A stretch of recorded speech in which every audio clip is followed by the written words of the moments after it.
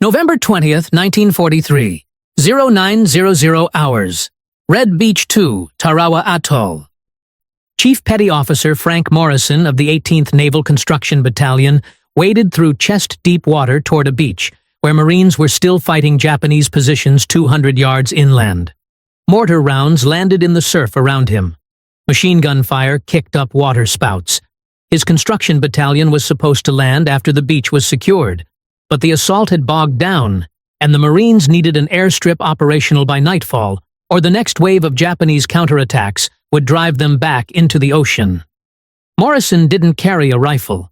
He carried surveying equipment and blueprints for an airstrip that would have to be carved from coral and sand while men were still dying 50 yards away. Behind him, his Seabees hauled bulldozers and grading equipment through the surf, moving construction machinery onto a hostile beach because the war couldn't wait for safety. A Marine sergeant saw them approaching and shouted over the gunfire, "What the hell are you construction guys doing here? Get back to the transports until we clear this beach." "Can't wait, Sergeant," Morrison shouted back. "We've got fighters inbound in 6 hours and nowhere for them to land. We start building now, or we lose air support." The sergeant stared at the Seabees like they were insane. Construction workers voluntarily landing on a beach still under fire, dragging bulldozers through surf, while Japanese snipers targeted anyone moving.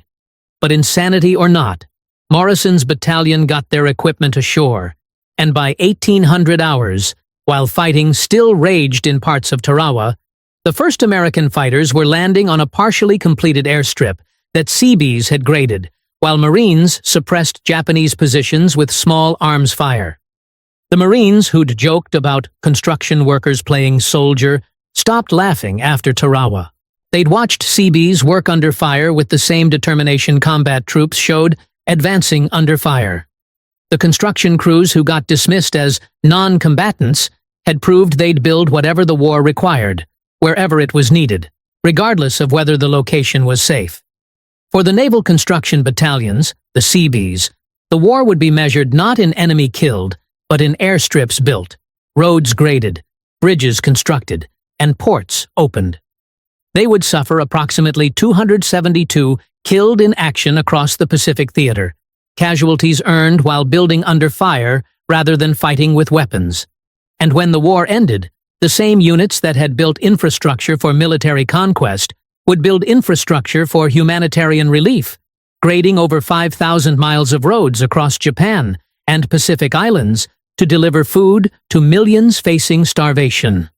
The battalion nobody wanted.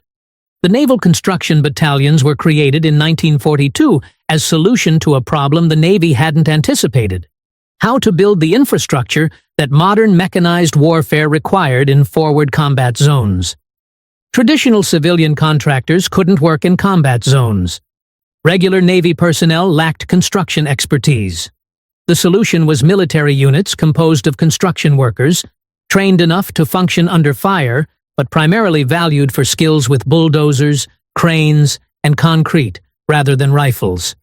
The concept produced units that didn't fit standard military categories. Seabees were technically combatants, but primarily builders. They received weapons training, but specialized in engineering. They landed with assault forces, but stayed to build rather than advancing inland. The ambiguity created perception among some combat troops that Seabees were essentially civilians in uniform, construction workers who'd been drafted and given military rank, but weren't real soldiers. The dismissive attitude was particularly common early in the war, before combat troops had experienced the critical importance of having airstrips operational hours after assault, roads graded through jungle within days of landing, ports functional while fighting continued nearby. Marines and infantry who'd fought without adequate logistical support learned to love Seabees. Units that had experienced what rapid construction under fire enabled became fierce defenders of the construction battalions. But the jokes persisted. Construction workers playing soldier, non-combatants who got combat pay, the useless battalion that built things instead of killing enemies. The Seabees heard the jokes and responded with performance that made mockery irrelevant. They built faster than civilian contractors had thought possible. They worked under conditions that would shut down civilian construction sites. They took casualties while building and kept building. The motto, "We build, we fight," wasn't aspirational. It was literal description of what Seabees did across every major Pacific campaign. The combat builders. The Seabee experience in Pacific combat zones documented systematic exposure to danger that contradicted any notion they were rear echelon personnel avoiding risk. Construction battalions routinely landed during assault operations, often within hours of initial waves, and sometimes alongside combat troops when rapid construction was critical to assault success. The statistics of Seabee deployments told story of units that fought the war with construction equipment rather than weapons, but faced enemy fire nonetheless. Across the Pacific Theater from 1942 to 1945, Seabee battalions participated in every major amphibious operation from Guadalcanal through Okinawa.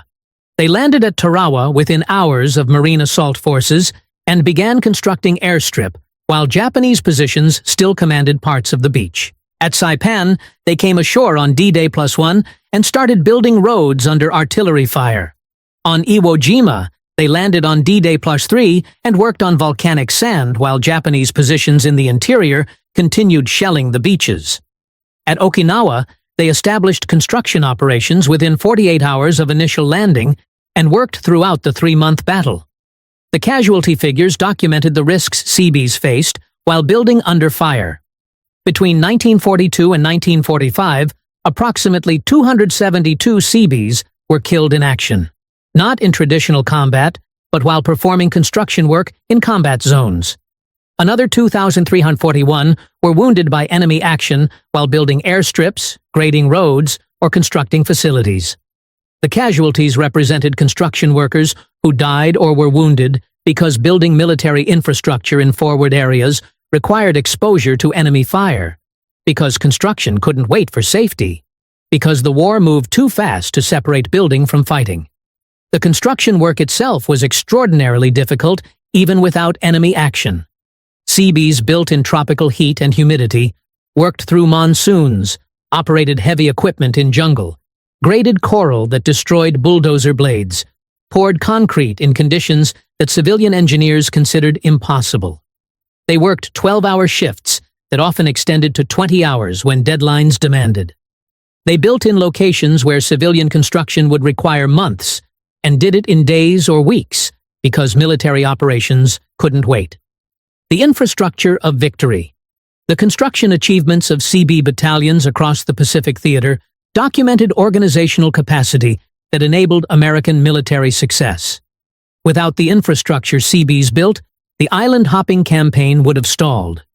Amphibious operations depended on rapidly establishing airfields, roads, and supply facilities that allowed captured islands to support subsequent operations.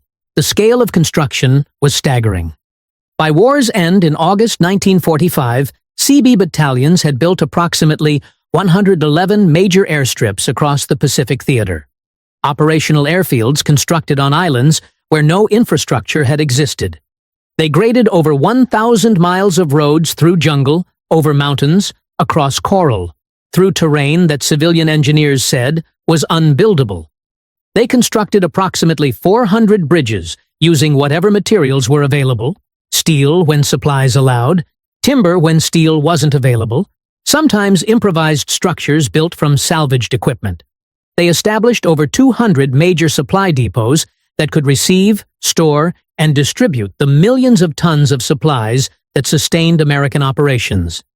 The construction enabled military operations that civilian logistics couldn't have supported. Airstrips operational within days of capture allowed fighter cover for subsequent operations. Roads connected beachheads to interior positions, enabling rapid reinforcement and supply. Bridges allowed heavy equipment to move inland from landing beaches. Supply depots ensured combat units had ammunition, food, and equipment, regardless of how far operations advanced from initial landing sites. The construction was built to military standards rather than civilian standards, functional rather than perfect, adequate rather than elegant, built to last months or years rather than decades. But the structures served their purposes and often exceeded them. Airstrips built for fighters handled bombers. Roads designed for trucks carried tanks. Bridges calculated for specific loads handled heavier equipment. The engineering was sound even when it looked improvised. The transition mission.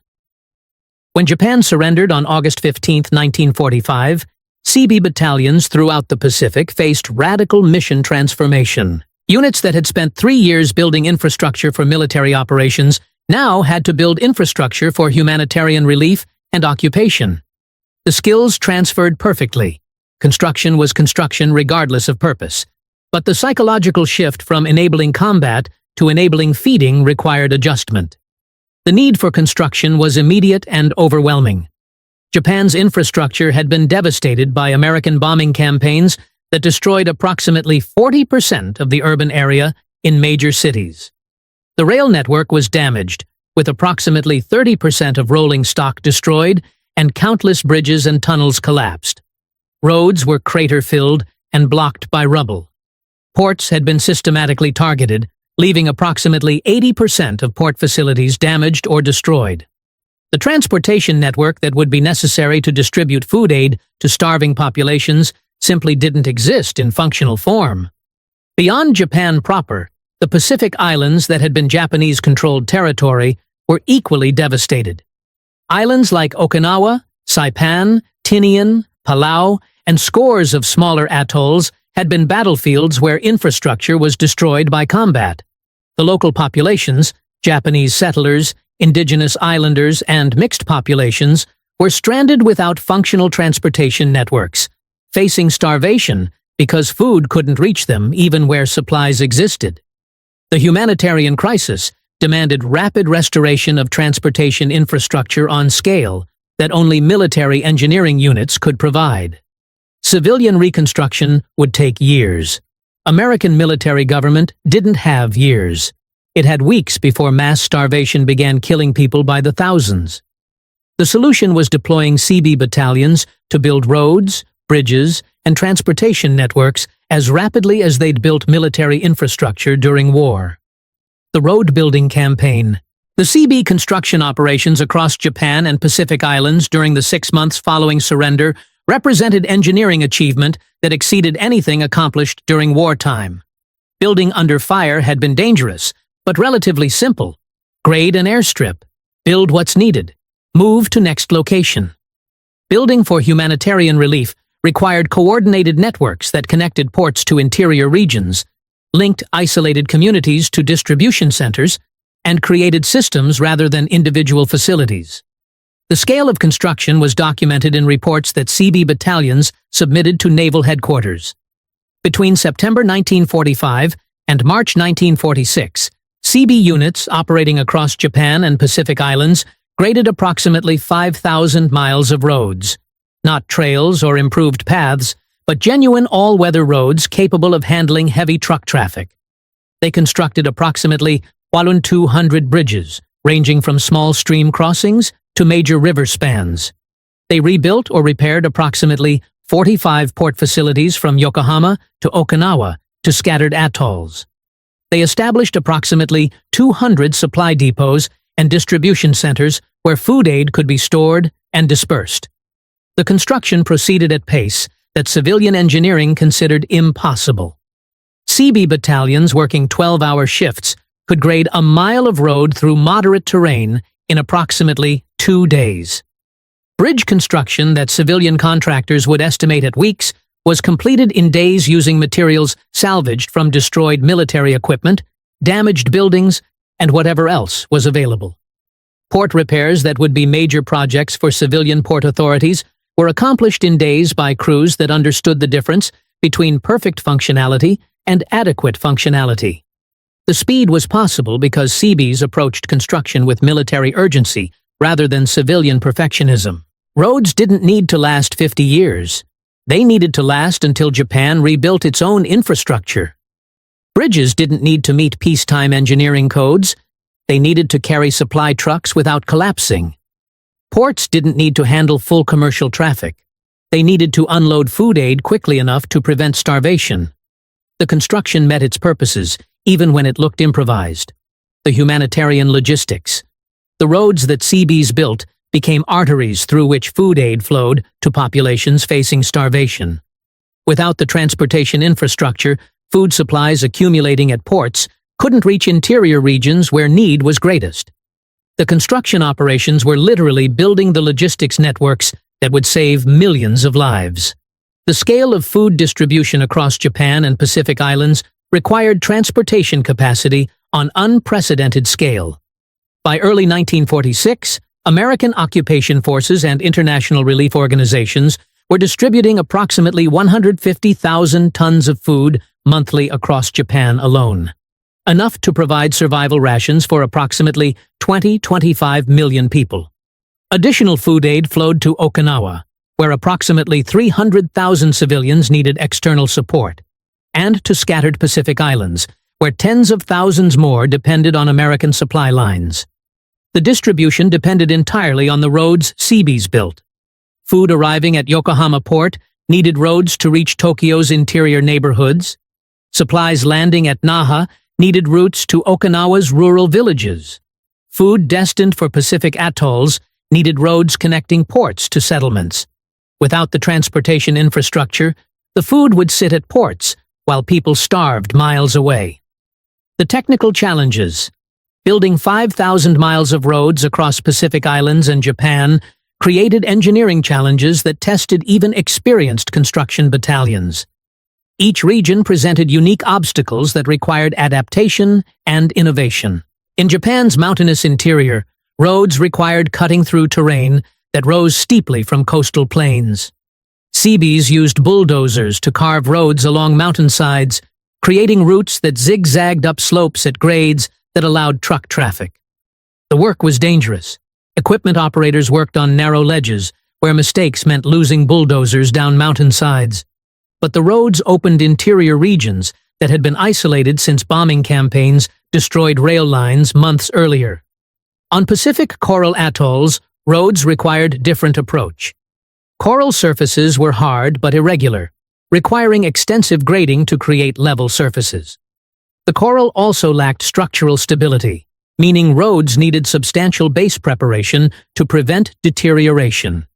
Seabees developed techniques for building roads across coral by crushing and compacting coral to create bases, then surfacing with coral gravel that packed into relatively stable driving surfaces. In volcanic regions like Okinawa, the combination of volcanic soil and tropical rainfall created chronic drainage problems. Roads built without adequate drainage would quickly develop washouts that made them impassable. Seabees constructed elaborate drainage systems using culverts salvaged from destroyed infrastructure, creating networks that channeled water away from roadbeds. The construction equipment itself faced extraordinary stress. Bulldozers designed for temperate construction work operated in tropical heat that caused chronic overheating. Coral and volcanic rock destroyed blade edges faster than anticipated, requiring constant sharpening and replacement. Parts and maintenance supplies were limited, forcing crews to cannibalize damaged equipment to keep operational machines running. The island networks. Beyond Japan proper, Seabee construction operations on Pacific Islands created transportation networks that connected isolated communities to relief supplies for the first time since combat had destroyed previous infrastructure. On Okinawa, where the 3-month battle had destroyed approximately 90% of pre-war infrastructure, Seabees built approximately 400 miles of roads connecting Naha and other ports to interior villages. The roads were crude by peacetime standards, often single-lane tracks with occasional passing areas, but they were adequate for supply trucks carrying food and medical supplies to populations that had been isolated during fighting. On Saipan and Tinian, Seabees constructed road networks linking former Japanese settlements to American supply facilities. The roads enabled food distribution to approximately 20,000 Japanese civilians who remained on the islands after combat, populations that faced starvation without external support because local agriculture had been destroyed by fighting. On smaller atolls scattered across Micronesia and Melanesia, Seabee detachments built modest road systems, sometimes just a few miles connecting a port to a settlement, that allowed relief supplies to reach indigenous populations that had been left destitute by war's destruction of traditional fishing and agriculture. The island construction operations were technically less challenging than Japan work, but logistically more complex. Each island required transporting construction equipment across ocean, establishing temporary camps for construction crews, completing work rapidly because crews couldn't remain indefinitely, then moving equipment to next location. The island hopping that had characterized Pacific military operations continued during reconstruction, as construction units moved from atoll to atoll building infrastructure for humanitarian relief. The operational tempo. The speed at which CB battalions completed road construction operations reflected the urgency of humanitarian crisis and the efficiency of military organization applied to civilian purposes. Construction units operated at tempo that would have been unsustainable in civilian context, but that military discipline and urgency made routine. Typical CB work schedules during reconstruction period were brutal by any standard. 12-hour shifts were normal, with crews working dawn to dusk 6 or 7 days weekly. When deadlines demanded, when food distributions were delayed waiting for road completion, when starvation reports came from regions that needed access, crews would work extended shifts that reached 16 or 20 hours. The pace was maintained for months, sustained by military discipline and collective commitment to missions that were saving lives rather than just completing construction projects. The construction equipment utilization rates exceeded anything civilian construction would attempt. Bulldozers and graders operated continuously throughout daylight hours, with minimal downtime for maintenance. When equipment broke down, repairs were expedited using whatever parts were available, often cannibalizing damaged equipment to keep operational machines running. The utilization approach was wasteful of equipment. Machines wore out faster than manufacturers intended, but achieved construction speeds that careful equipment management couldn't match.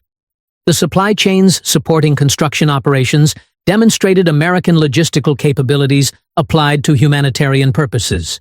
Construction materials, equipment parts, fuel, and other necessities flowed to construction sites with reliability that sustained rapid building tempo. When materials ran short, CBs improvised using salvaged resources: steel from destroyed buildings, timber from demolished structures, whatever could be repurposed for construction needs. The roads that fed millions. By mid-1946, when most CB battalions had completed reconstruction missions and were being demobilized or reassigned, the road networks they'd built across Japan and Pacific Islands were functioning transportation systems that sustained humanitarian relief operations, feeding approximately 20 to 25 million people. The roads connected Yokohama and other major ports to Tokyo's neighborhoods, enabling food distribution that prevented starvation in Japan's largest city. They linked Osaka's port to interior regions, not hundreds or thousands, but hundreds of thousands of people who survived because roads allowed food to reach them, because CBs had built infrastructure that humanitarian relief required, because construction expertise had been applied to saving lives rather than just supporting military operations. The final measure.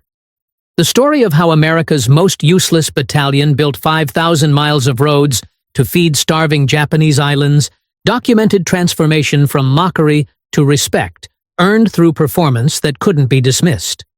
The CBs had proved their value through construction achievements that enabled both military victory and humanitarian relief, demonstrating that building was fighting when infrastructure determined operational success.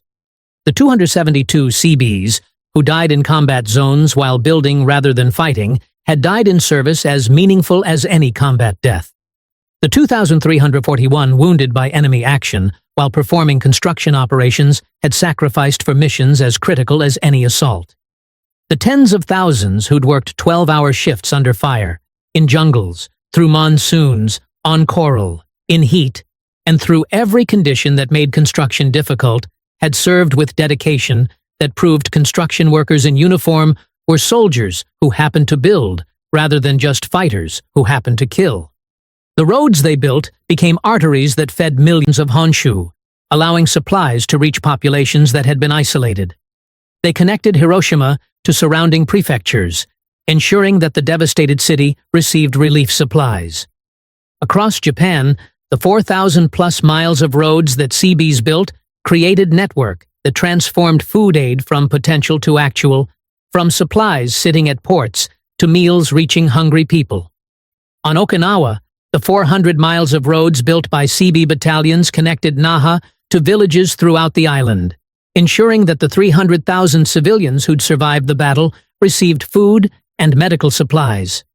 On Pacific atolls, hundreds of miles of shorter road networks ensured isolated populations weren't forgotten because they couldn't be reached. The humanitarian statistics documented the road's impact. In regions served by Seabee-built transportation networks, child mortality rates declined approximately 40% between September 1945 and mid-1946, as adequate nutrition and medical care became available. Adult malnutrition symptoms decreased approximately 55% as regular food distribution reached previously isolated populations. Disease mortality attributed to weakened immune systems from malnutrition dropped approximately 60% as both food and medical supplies reached communities via the road networks. The numbers translated to lives saved, routes that saved lives measured in hundreds of thousands, infrastructure that enabled recovery from war's devastation.